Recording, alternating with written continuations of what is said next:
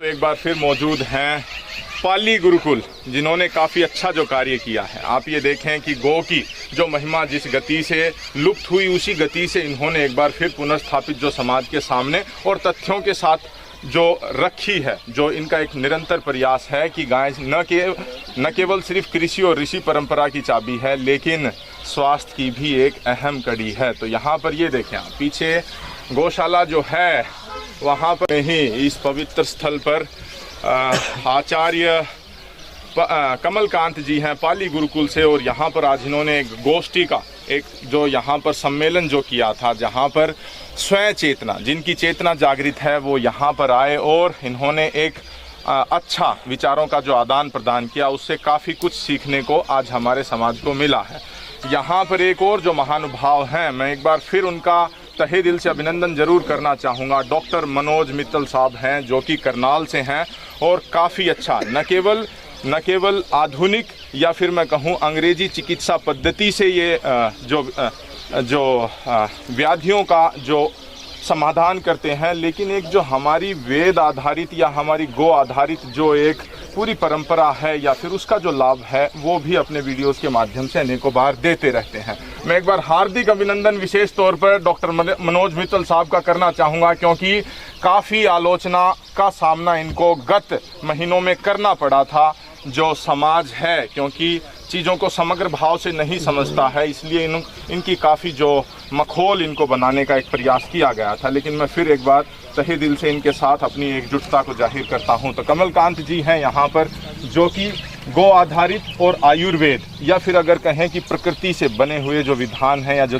औषधियाँ हैं, जो जड़ी बूटियाँ हैं, उनसे आपने यहाँ पर उपचार जो किया है और जो रोगी जो यहाँ पर लाभान्वित हुए हैं। तो डॉक्टर साहब हैं और आचार्य कमलकांत जी हैं। जी डॉक्टर तरुण कोठारी साहब भी हैं। कहाँ पर? जी आपका भी मैं हार्दिक अभिनंदन करता हूँ। MBBS MD की आधुनिक चिकित्सा के बड़ी भारी भरकम डिग्रियां लेने के बाद भी आपका जो प्रकृति के प्रति जो विशेष प्रेम है, और वो आपके चिकित्सा में भी देखने को मिलता है। जी मान का वीडियो है जी। मैंने एक बात देखी, दुष्ट लोग बकरे की बलि चढ़ाते हैं, काट के खा जाते हैं जी, जानवरों को जिंदा काट के खा जाते हैं, लेकिन ये आज तक, और ये हरामखोर लल्लन टोप कभी नहीं बोला। काट देना, आलोचना ना करें। चलो ठीक है, मेरे बस की बात नहीं, आप काट देना बाद में। फिर तो जी काफी आलोचनाएं हुई जी। तो ये जो पश्चिम फंडिंग लेके जो ये चैनल्स हैं, आज तक हो लल्लन टॉप हो, इन्होंने क्या दिखाया? ये MBBS डॉक्टर ने गोमूत्र पी लिया और गोबर ले लिया, गुनाह कर दिया, देश को अंधकार में डाल दिया। अरे हराम खारो, तुम रोज जानवरों को काट के खाते हो जब देश अंधकार में नहीं जाता है जी। और जिस गौ माता के गोमूत्र की ये बात करते हैं, जिस गौ माता के गोबर की बात करते हैं, आज मैं इस वीडियो के माध्यम से पूरे संसार को चैलेंज करता हूँ, गौ माता अगर रहेगी तो ये धरती बचेगी, ये सृष्टि बचेगी, नहीं तो कुछ नहीं बचने वाला है।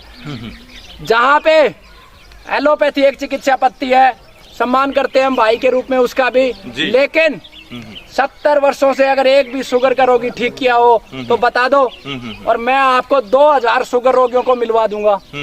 जहाँ कैंसर की बात करते हैं, जो बड़े हॉस्पिटल जहाँ पे हाथ खड़ा कर देते हैं, उसके बाद गौ माता की शरण में आके गोमूत्र पी के गोबर का रस पी के लोग जिंदा हुए हैं। तो ये अंधकार है या रोशनी दिखाने का कार्य है? ये समाज निर्णय करे, किसी के जीवन को बचाना अंधकार है या रोशनी है, किसी के जीवन को बचाना अच्छाई है या बुराई है। और एक तरफ तो ये बात है, और दूसरी तरफ किसी के जीवन को खत्म करना। बकरे की बलि दे दो बकरीद पे, माता को बलि दे दो, उस पे किसी को नहीं दिखता। जानवरों को मार दो, वो तो रोशनी दिखाना, अंडे खाओ, रोशनी दिखाओ। किसी के, अरे छोटे छोटे जिसका भी बकरा बकरी बछड़ा जो काटा जाता है, उनकी माताओं से पूछो, आराम करो, तुम्हारे बच्चों को कोई काट के खाए तो तुम्हारे दिल पे क्या बीतती है? जैसी तुम्हारे ऊपर बीतती है, ठीक वैसे ही जब गौ माता का बछड़ा कटता है तो बीतती है, मुर्गी कटती है तो बीतती है। तो मैं ज्यादा समय न लेते हुए अब मैं आपको बारी से, बहुत बढ़िया, आपको तो क्रमवार मैं भूमिका जरूर बनाना चाहूंगा कि गावः स्वर्गस्य सोपाना, गाय को स्वर्ग की सीढ़ी ये वेद शास्त्रों में कहा गया है। एंड गावे स्वर्गे अपि पूजिता, गाय को स्वर्ग में भी पूजा जाता है।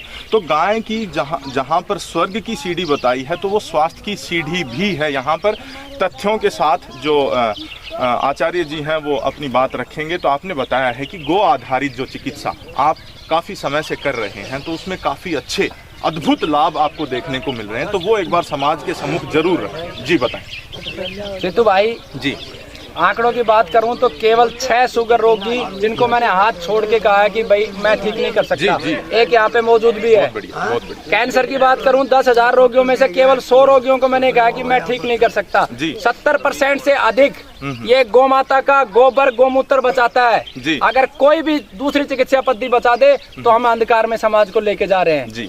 हार्ट की बात करूं तो ये रिपोर्टें भी मेरे पास है, नंबर भी मैं आपको दे दूंगा। ये पीजीआई रोहतक की रिपोर्ट है। 95% ब्लॉकेज, 70% ब्लॉकेज, 70% ब्लॉकेज। देविंदर नाम है, मोबाइल नंबर सबके डलवा दूंगा। और इसको दिन में 3 बार इंसुलिन लगती थी, इंसुलिन बंद हुई इसी गौमूत्र से, और हार्ट का बाईपास रुका इसी गौमूत्र से। अब बताओ हम अंधकार में लेके जा रहे हैं या रोशनी की तरफ ले जा रहे हैं। मेरे साथ दूसरे रोगी हैं, आ जाओ माता जी। जी जी। बांदा से हैं, लगभग 3.5 महीने, कितने 3 महीने पहले इनको कैंसर था। डॉक्टरों ने बताया था, मेरे को तो रिपोर्ट भी नहीं पढ़नी आती, मैं तो यहीं से देख के करता हूँ जी। और अब 3 महीनों के बाद इनका कैंसर खत्म है, वो भी डॉक्टरों ने बताया इनका बच्चा है, पूछ लो। झूठ कोई नहीं बोलना भाई, बिल्कुल। बताएं एक बार खुद अपनी जबानी बताएं कि क्या व्याधि थी, कहाँ कहाँ चिकित्सा करवाई और फिर यहाँ से लाभान्वित हुए, तो कितना आपको लाभ मिला? मेरी माता जी को सितंबर के पहले हफ्ते में अचानक से पेट के पास दर्द उठता है जो कि बैक तक जा रहा था। जी।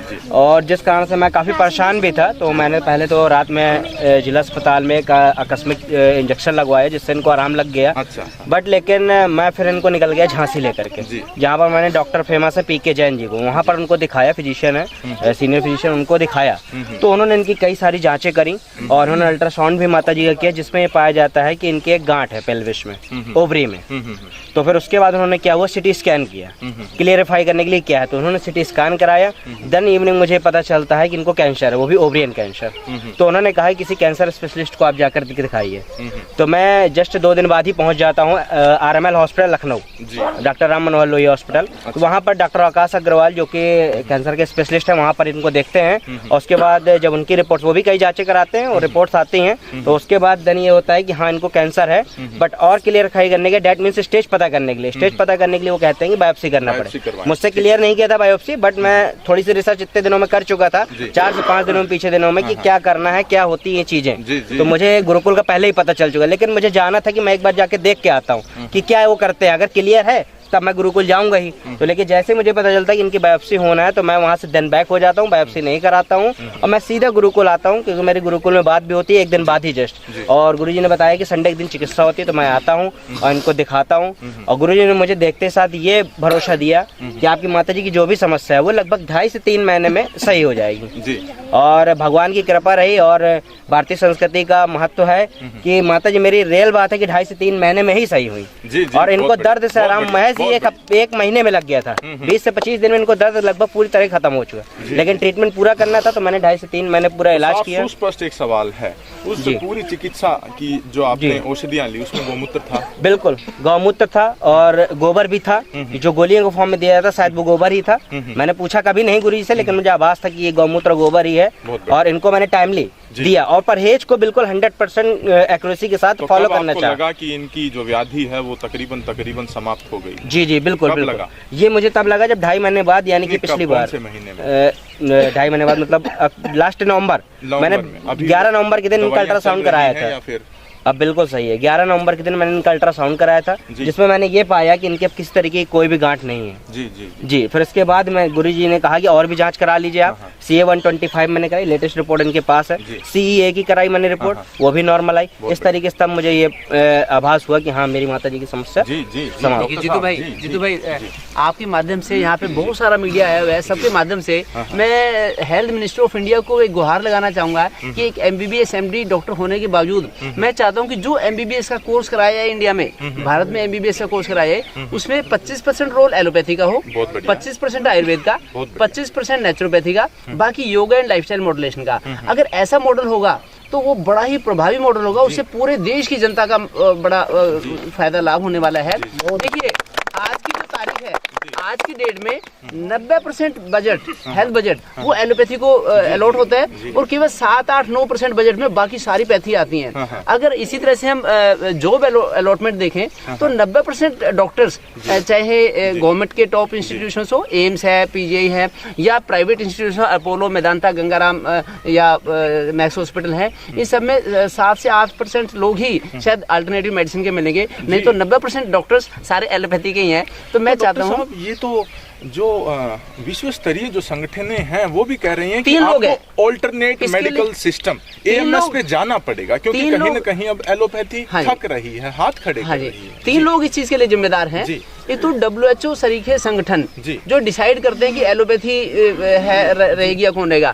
दूसरा, देश की सरकारें। अब पहले की सरकारों से हमें ज्यादा उम्मीद नहीं थी, लेकिन अब सरकार से उम्मीद है कि जैसे नई शिक्षा नीति आई है, वैसे ही नई स्वास्थ्य नीति की बड़ी जरूरत है पब्लिक को।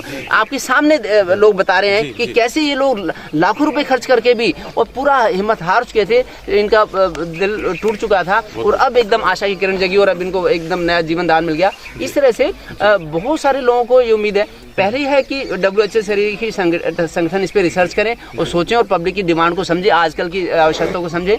दूसरा है कि देश की सरकारें इसे समझे, और तीसरा जो कॉर्पोरेट लॉबी है, जो कि ड्रग माफिया है, जो कि दवाइयां बनाते हैं, उनका भी बड़ी खींचतान है कि भाई एक तरफ ही ध्यान रहे। लेकिन जो नेचुरोपैथी है, ये सबसे सस्ती दवाएं और सबसे कारगर दवाएं और बिल्कुल साइड इफेक्ट जिनके नहीं है, ऐसी दवाएं हैं। तो इसमें इसके लिए कोई लॉबी साथ में नहीं है। लेकिन अगर जनता जागरूक हो जाएगी, जनता अपना लाभ और हानि पहचानेगी, तो जनता का साथ भी साथ में रहेगा, और वो सरकारों को भी झुकाने के लिए मजबूर कर देंगी, और WHO सरीखी संगठनों को भी सोचने पे मजबूर कर देंगी कि नहीं, हमारी आवश्यकता तो प्रकृति का जीवन है। हमारे भारतवर्ष में गोमूत्र, गोबर, गाय के नाम पर मखौल किया जाता है, जबकि जो दूसरे विकसित देश हैं वो उन पर पेटेंट ले रहे हैं। हाँ जी, ये जागरूकता का भाव है। जो आज की मीटिंग की गई है, संगोष्ठी की गई है कमलकांत जी के द्वारा, ये बहुत बड़ा कदम है। मेरे को लगता है कि आने वाले 5 से 10 वर्षों में ही भारत विश्व गुरु बनने वाला है।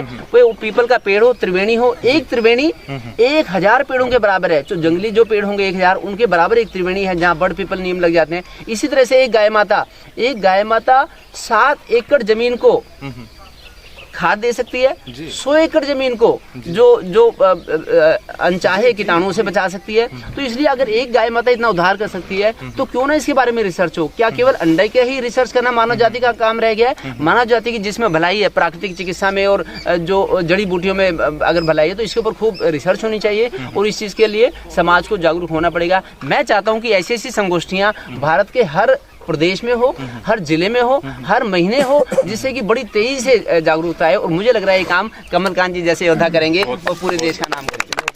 तो आयुर्वेद कहा गया है, युक्त आहार विहारस्य युक्त चेष्टस्य कर्मसु युक्त सपना बोधस्य योगो भवति दुःखः। योगो भवति दुःखः, अर्थात जीवन को आहार विहार विचार आपके इस तरह से अगर ऑनलाइन हैं कि आप वो बीमारियां बीमारी आएगी नहीं। जबकि एलोपैथी में जो आज की डेट में जो बड़े बड़े डॉक्टर्स हैं, वो इन चीजों को इसलिए शायद मुझे लगता है कि नहीं बता रहे, क्योंकि उनके जो गगनचुंबी जो हॉस्पिटल्स हैं, फिर कहीं न कहीं उनका खर्चा। आप एक चीज देखें, मैंने एक MBBS डॉक्टर और एक MB, ये पूरी पढ़ाई कितनी खर्चीली प्रक्रिया। मैंने MBBS किया। एक युवा क्यों करेगा जब तक इसमें अर्थ का उसको धनोपार्जन नहीं होगा, तो वो इस 7 साल जीवन के क्यों जलाएगा। मैंने MBBS किया, MD किया, कहीं भी नहीं ये पढ़ाया जाता कि आहार के नियम क्या है। क्या हमें सर्दियों में कैसा भोजन करना चाहिए, हमें गर्मियों में कैसा भोजन करना चाहिए, हमें रात में भोजन करना है, दिन में भोजन करना है, विरुद्ध आहार क्या है, भोजन के साथ पानी नहीं पीना। और हमारे तो शास्त्रों में लिखा है आहार शुद्धो शतु शुद्धि शतु शुद्धो ध्रुव स्मृति।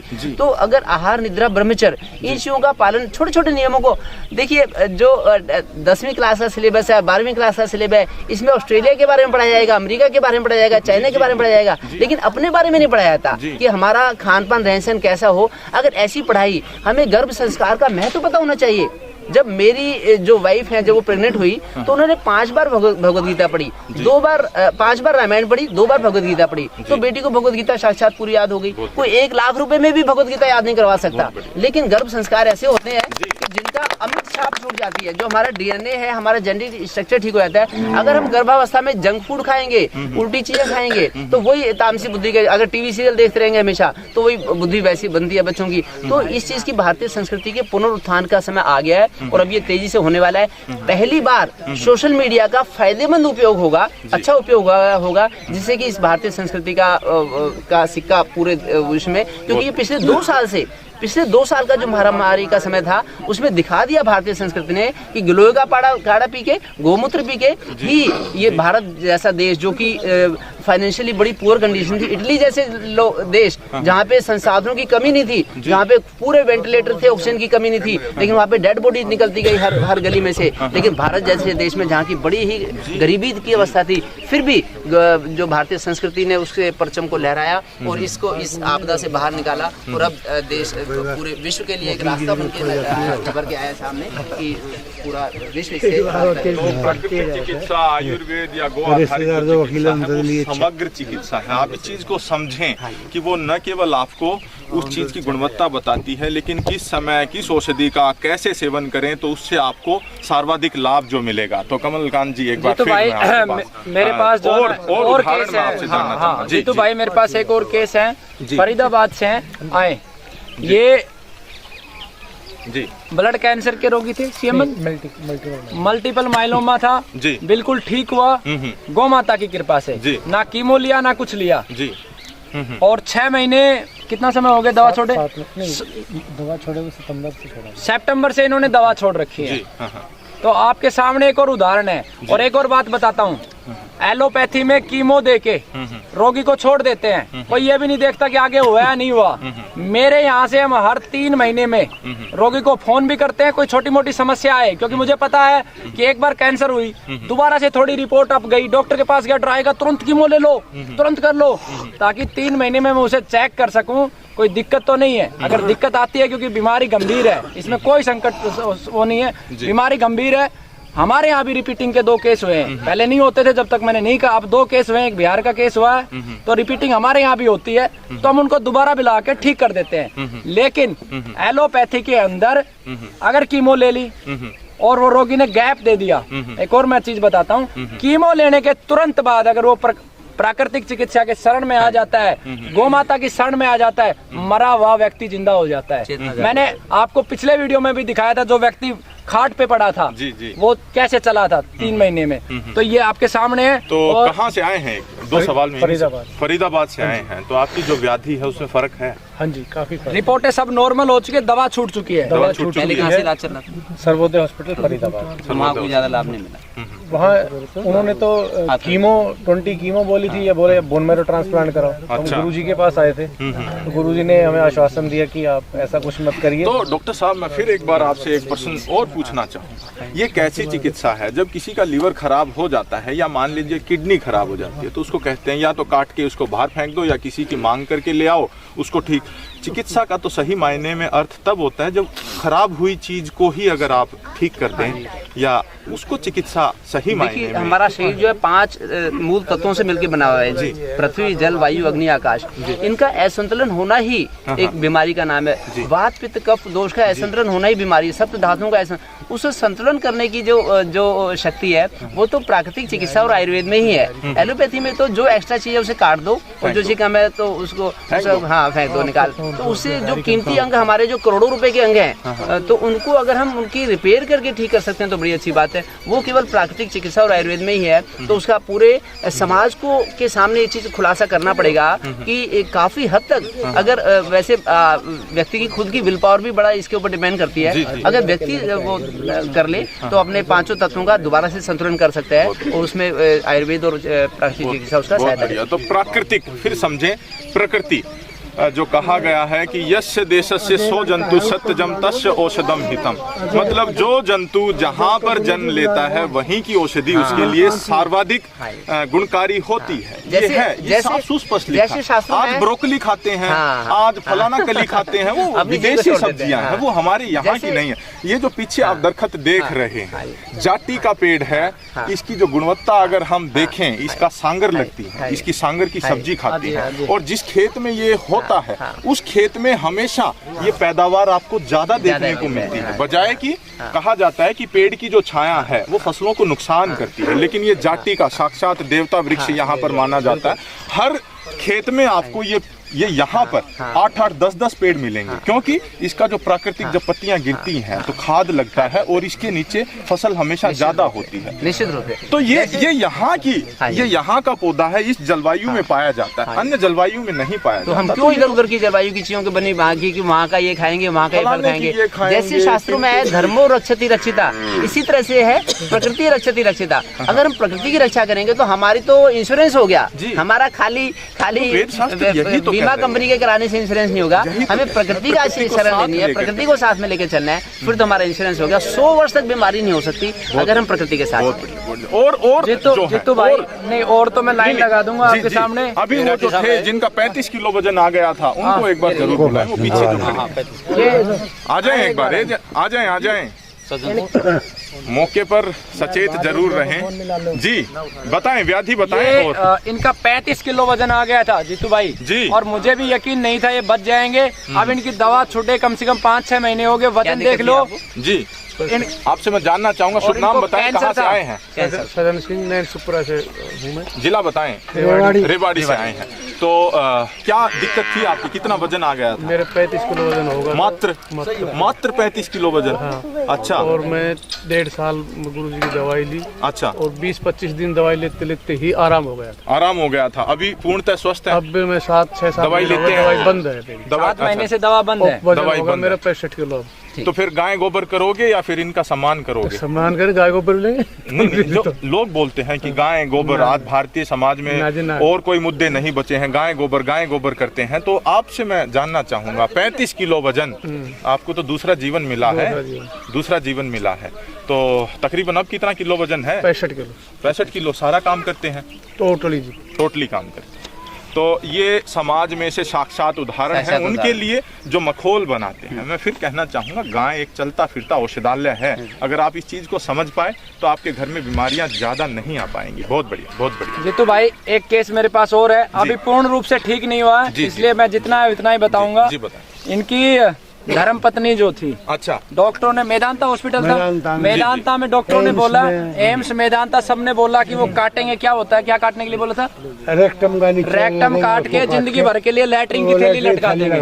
अच्छा। और अब कितना समय हो गया यहाँ 7 महीने करीब। 7 महीने हो गए। कहाँ से आए हैं आप? कितने? रोहतक से आया। रोहतक से आए हैं। शुभ नाम क्या है आपका? सुरेंद्र सिंह राठौर। तो आपकी जो जोड़ीदार हैं, धर्मपत्नी जो है, उनकी समस्या होगी? हाँ जी। अच्छा, उनकी समस्या होगी। कितने दिन से यहाँ से आप उपचार ले रहे हैं? यहाँ 7 महीने करीब हो गए। तो आचार्य जी, इनको क्या क्या औषधि में क्या देते हैं? इम्पोर्टेंट जो घटक, गोबर का रस, तो गोमूत्र पीते वक्त पुनर्नवा, कचनार, सर्पगंधा, अश्वगंधा, ये सब जो प्रकृति माँ ने दिया है, जो गौ माँ ने दिया है, सब मिश्रित करके। और बता देते हैं आपको सुरेंद्र भाई जी, ये हाँ, इनका तो एक पूरा विस्तार में एक छोटे से शब्दों में बता देता हूँ। आज सिर्फ भाई, क्योंकि गौ माता के ऊपर प्रश्न उठा था, गौर पे प्रश्न उठा था, और एक सच्चे इंसान पे, भारतीय संस्कृति के एक सच्चे योद्धा पे प्रश्न उठा था, इसलिए हमें तलवार उठानी पड़ी। ये 4थी स्टेज का रोगी था, आप दिखा भी चुके हैं, ऑलरेडी ठीक है। 6 महीने करीब इनको भी हो गए दवा बंद हुए हुए। जी, ठीक है जी। इसके अलावा मैं नंबर बोल देता हूँ, आज रोगी नहीं है, आप जाके उनके घर पे वेरीफाई कर लेना। हंसराज है दिल्ली से, 95 82 94 78 29, 4th स्टेज के कैंसर रोगी हैं, ठीक हुए हैं। जी, ये देखिए लंबी लिस्ट है।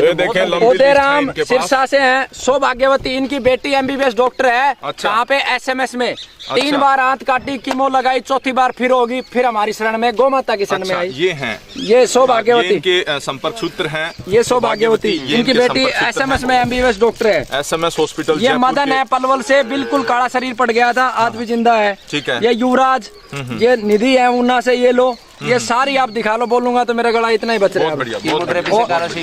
टाइम इतना ही बच रहा है। तो ये देखें, और 1 मिनट रुको, और दिखाता हूँ भाई जी, उनकी छाती भर देनी है अपने को बस। कितनी जल्दी पहुँचे हैं ये, यहाँ से ले लो आप, ये सारे कैंसर के रोगी हैं, आप दिखा दो। जिसकी छाती में दर्द हो रहा हो ना, गोबर गोमूत्र पीने से, इनसे जाके मिल लेना। तो ये संपर्क सूत्र वीडियो को पॉज करके आप निकाल लेना और इनसे संपर्क करके पूछ लेना कि क्या कुछ आपको लाभ गौ चिकित्सा से मिला है, आयुर्वेद। हालांकि ये फोन करने वाले खून पी जाते हैं, जी, बार बार करके सुरेंद्र भाई की हालत खराब कर रखी, लेकिन क्या करें, जब भारतीय संस्कृति को रक्षा करने वाले 1% लोग बचे हैं और उनके साथ भी अगर कोई खड़ा नहीं होगा, क्योंकि ये दर्द मैंने झेला है कि जब हम संकट में थे हमारे साथ कोई खड़ा नहीं हुआ, खड़ा हुआ सिर्फ गौ माता, प्रकृति माँ। लेकिन अब मैं आपको वचन देता हूँ, इस राष्ट्र में जब भी कोई अच्छे कार्य के लिए खड़ा होगा, उसके संकट आएगा तो सबसे पहले मैं तो एक बार प्रकृति फिर माँ का पुत्र खड़ा पुरजोर हूँ। यहाँ पर जो जनमान्य उपस्थित हैं, डॉक्टर मनोज मित्तल साहब के साथ एकजुटता यहाँ पर दिखाते हुए और एक बार रिपोर्ट भी देखनी हो ना, जयकारा ये जरूर लगाएंगे। रिपोर्ट भारत माता की जय, भारत माता की जय, वंदे मातरम, वंदे मातरम। बहुत बढ़िया जी। तो भाई अगर किसी को रिपोर्ट देखनी हो तो ये फाइल है, ये भी देख सकते हो क्रमवार। आप वीडियो थोड़ी लंबी हो जाएगी सारी, नहीं, आप एक बार पन्ने पलट दें। हाँ, पलटे रहो, आप ही चले पकड़ो। जाएं, ठीक है। आप ही पलटो। बाकी जिसको पैथोलॉजी की भी रिपोर्ट है, सर्जिकल रिपोर्ट भी है, न्यूक्लियर मेडिसिन की रिपोर्ट है, जी। तरह तरह की सारे ब्लड टेस्ट की भी रिपोर्ट है, जी, जी, जी। ब्लड शुगर की। और इंडिविजुअल एक एक रोगी का अगर आप इंटरव्यू करो तो हर संडे को 10-12 मैं आपको दे दूंगा, आप डालते जाओ और करते जाओ। बड़ी लंबी लिस्ट है, हेमेटोलॉजी, सीरोलॉजी, सारी रिपोर्ट है इसमें। ये और देखिए। एक चीज और मैं बताना चाहता हूँ जी, जीतू जी, भाई, जी, अगर इस राष्ट्र में इस समय इस आजादी के बाद भारत को शरीर की गुलामी से आजाद करवाने के लिए 7,32,834 क्रांतिकारियों ने शहादत दी थी जी, और जो उनके सारे सपने अधूरे रह गए थे, उनकी सबकी आत्मा रो रही है ऊपर, चाहे वो महाराणा प्रताप हो चाहे वो भगत सिंह हो। उन अधूरे सपनों को पूरा करने के लिए परमात्मा ने उनकी सबकी आत्मा एक आदमी में निचोड़ के डाल दी और उस व्यक्ति का नाम था राजीव दीक्षित जी। अकेला चला था, जी। पूरे विश्व को चैलेंज किया, पूरी एलोपैथी को चैलेंज किया, सरकारों को चैलेंज किया, कंपनीज को चैलेंज किया पूरी। और जी, वीर गति को प्राप्त हुआ।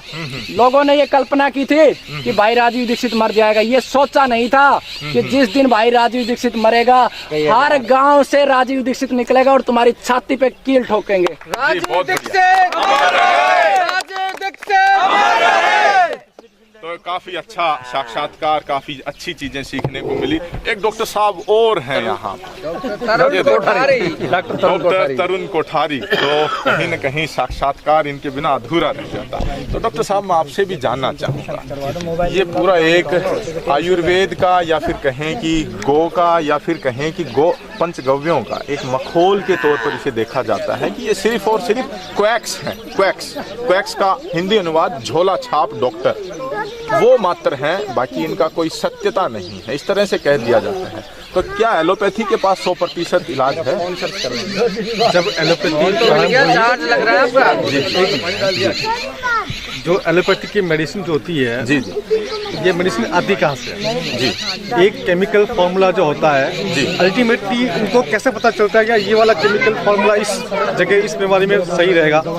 होता है क्या है कि पूरी दुनिया में लोग घूमते रहते हैं, चाहे इंडिया हो, चाहे चाइना हो, चाहे अफ्रीका में हो, जहाँ जहाँ ट्रेडिशनल मेडिसिन होती है वहाँ से उस चीज को उठाते हैं, उसमें से केमिकल निकालते हैं और अपना केमिकल बनाते हैं। जी, जी, बात समझ रहे आप? जी। एलोपैथी चिकित्सा पद्धति क्या करती है, अगर ऐसा थोड़ी सा एक केमिकल पर्टिकुलर केमिकल बिल्कुल, इसमें ये फीवर कम हो जाएगा, इससे ये चीज कम हो जाएगी, पूरी दुनिया में इनके एजेंट घूमते रहते हैं। इंडिया से उठाएंगे भाई ये शास्त्र पढ़ लिया, चीन में जाएंगे, अफ्रीका में जाएंगे, उसके बाद वहाँ जो लोकल मेडिसिन चलती है, जो लोकल सदियों से जो वहाँ के लोग यूज करते हैं, उसी को अध्ययन करते हैं, उसमें से एक केमिकल निकालते हैं। उस केमिकल को वो बताते हैं हमारी मेडिसिन है, हमारी ब्रांड है, और उसके बाद उसका प्रचार शुरू होता है और डॉक्टर्स के माध्यम से डॉक्टर्स को कई तरह के गिफ्ट दिए जाते हैं, डॉक्टरों को कई तरह के कमीशन दिए जाते हैं, उसके बाद डॉक्टर का पेन चलता रहता है, वो चीज चलती रहती है। ये एक सिस्टम बन गया है। हो सकता है कि जब शुरुआत हुई हो एलोपैथी की तब ठीक हुआ हो, पर अभी जो स्थिति है वर्तमान के अंदर, एलोपैथी चिकित्सा में सबसे ज्यादा भ्रष्टाचार हो चुका है। ये जो बुक्स लिखी जाती है, एक लड़का 18, 19, 20 साल का मेडिकल कोर्स जो पढ़ता है उसे कुछ पता नहीं होता, वो सोचता है बुक्स ही भगवान है, वो तो कहता है बाइबल है हमारी, हम इसमें जो पढ़ रहे हैं वो सब कुछ सही है।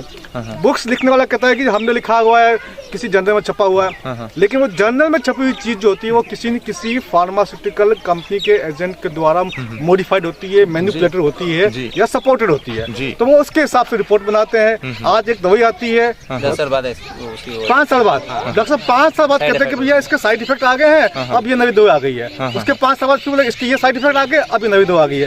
तो ये चलता रहता है, डॉक्टर्स कंफ्यूज होते रहते हैं, बेवकूफ बनते रहते हैं, उन्हें पता नहीं होता कि कौन बेवकूफ बना रहा है उनको। इस प्रकार से एलोपैथिक चिकित्सा चिकित्सा में सिर्फ जनता का शोषण नहीं हो रहा है, जनता के साथ साथ जो चिकित्सक हैं जो वास्तव में अपने मरीजों की चिकित्सा करना चाहते हैं उनका भी शोषण हो रहा है। अनजाने में उनको ये बात पता नहीं है। रही बात आयुर्वेद की, तो आयुर्वेद चिकित्सा पद्धति सदियों से चली आ रही है। ये ऐसी बात तो नहीं कि आज पैदा हुई है। ये हमारे ऋषि मुनि ने क्या, हमारे ऋषि मुनि गौमूत्र पीकर के हजारों वर्ष जीते थे। तो गौमूत्र आधारित चिकित्सा भी अपने आप में एक चिकित्सा है। यह प्राचीन समय से वेरीफाइड है। तो लोगों को इसका मखौल मेरे ख्याल से नहीं बनाना चाहिए। जो नहीं समझते हैं, जिनको नहीं पता है, देखें, आए, रिसर्च करें, अपनी बात रखें। 5 पेशेंट को गौमूत्र दे और 5 पेशेंट को कुछ और चिकित्सा दे, फिर बताए किसमें ज्यादा आराम पड़ा, तब तो बात समझ में आएगी। तो बगैर उस बात को कहे ये कहते हैं भैया ये ठीक नहीं है, तो ये कुछ चैनल्स हैं जो कि वेस्टर्न सपोर्टेड है, अब नाम लेना ठीक नहीं है, तो वो इस प्रकार की बातें कहते रहते हैं। तो जनता को आप सावधान होने की आवश्यकता है। अगर एलोपैथिक चिकित्सा से आपको आराम नहीं मिल रहा है तो आप निश्चित तौर से आयुर्वेद की तरफ जाइए, नेचुरोपैथी की तरफ जाइए और अपना इलाज करो। बहुत बढ़िया, बहुत बढ़िया, काफी ज्ञानवर्धक। जी बताएं। जी तो भाई देखो, लोगों को किस तरीके से बेवकूफ बनाया जाता है। जीवन तो मेरे भी हाथ में नहीं है, जीवन परमात्मा के हाथ में है। किसी के हाथ में नहीं, ना आयुर्वेद के हाथ में है, ना एलोपैथी के हाथ में ये है। एक मेरे पास केस है, ठीक नहीं हुआ है। कहाँ गए हो? हाँ पाओ। ये बांसुरी वादक है, इनकी गांठ कितनी थी, कितनी रह गई? मिसिस के। हाँ, मसी कितनी थी? अच्छा, आपकी मिसिस की है? कितनी गांठ थी? जी जी जी माता जी बताएं। 6.5 सेंटीमीटर की। और अब कितनी रह गई? 3.5। कहाँ से आए हैं आप? कितने महीने में? जयपुर से आए हैं। अरे भाई बहुत लंबा सफर तय किया। 2 महीने में या 3 में? 3 मान लो, 3 महीने में आधी रह गई। अब ये दोबारा रिपोर्ट करवाने गए तो डॉक्टर क्या कहते हैं वो मैं बताता हूँ। जब ये दोबारा रिपोर्ट करवाने गए डॉक्टर साहब, आधी रह गई 3 महीने में या 5 मान लो, तो डॉक्टर ये कह रहे हैं अब ये गांठ फट जाएगी। क्या बोला? बोला कि इसमें ये फैल जाएगी। अरे सीधी सी बात है, जो 6 mm की गांठ अगर वो 3 की रह गई है और उसके बाद भी कैसे फटेगी? कमी हो रही है। जी जी जी जी। पॉजिटिव कहना चाहिए कि भाई रोगी तो ठीक हो रहा है। जी जी। गुब्बारा तो डराया जा रहा है, गुब्बारा तो पिचक रहा है। अब आपके सामने है सारी की सारी चीजें। तो फटने का तो डॉक्टर साहब भय आयुर्वेद में आया है कि भय से हमारी इम्यूनिटी कम होती है। तो भय ना करें, पॉजिटिव सोचें, अच्छे काम करें, सकारात्मक रहें, अपनी लाइफस्टाइल को मुट्ठी में रखें, डरे ना किसी से भी। जैसे राजीव दीक्षित जी हमारे घर आए, खाना खाया उन्होंने, खाने के बाद वज्रासन में बैठे 10-15 मिनट तक कह रहे इतना अच्छा भोजन मिला और खुश होकर खाना खाएं। भोजन ही हमारी औषधि है। चरक संहिता में तो आया है कि जो भोजन है वही हमारी औषधि है। अंग्रेजी में भी कहा गया है, blessed is the person whose food is his medicine. Definitely. तो इसलिए खाना अच्छा खाएं, अच्छी दिनचर्या रखें। रात यहाँ बात है जी जी। 1 महीने पहले मैं यहाँ पर आया था जी। मेरी वाइफ को 4th स्टेज का कैंसर था जी। डॉक्टर ने बायोप्सी करी, पहली कीमो लगा दी जी। और कहाँ से आए हैं आप? मैं जयपुर से आया। जयपुर से। अच्छा। और उन्होंने कहा कि अगर कीमो शूट कर गई तो शायद साल भर में निकाल दे, नहीं शूट करे तो 3 से 4 महीने में जी ये जा सकती है। तो आप लोग जैसा ध्यान रखते हो, इनको टेंशन मत देना। जी जी। मैं यहाँ पर 1 महीने पहले आया था जी। उसके बाद 2nd कीमो हुई, 3rd कीमो हुई, 4th कीमो करा के मैं भी आया हूँ। अच्छा। और 2 तारीख या 3 तारीख को नेक्स्ट ड्यू है। पेट स्कैन जो पहले था वो मेरे अभी गाड़ी के अंदर, मैं मोबाइल में आपको उनकी रिपोर्ट दे दूंगा। अच्छा। CEA बिल्कुल ब्लड के सारी चीज नॉर्मल है। उनको रोग क्या था, उनको कोलोन कैंसर मतलब आंतों में कैंसर हुआ था जो अपेंडिक्स में एक्सटेंड हो गया था। और ओवरी में सिस्ट था जो 100 mm का था, मतलब रफली साइज का। और वो अपने पैर जमा चुका था, ब्लड में चला गया था। क्योंकि जैसे पिपला पेड़ मकान में जड़े जमा देता है ना, तो उस सिस्ट ने जड़े जमा ली थी तो खून में चला गया था कैंसर। तो कैंसर खून का खत्म हो चुका है। बहुत बढ़िया। और 12 किलो वजन कम हो गया था जी। वो अब 2 किलो वापस 47 से 49 हो गई है। और मैं आज दवाई लेने दोबारा आया हूँ। दोबारा आए हैं। बहुत बढ़िया, बहुत कमल जी। तो और इनको लेके मेरे को लेके आने वाले भाटी जी, ये मेरे हनुमान जी है, ये मुझे यहाँ लेके आए। तो सुरेंद्र युवा साथी हैं, जयपुर से आए हैं और माता जी के बिल्कुल 4th स्टेज की कैंसर थी, बिल्कुल सुरक्षित स्वस्थ, बिल्कुल सुरक्षित स्वस्थ है। तो ये देखें, ये एक चमत्कार है। तो काफी अच्छी जानकारी युवाओं के माध्यम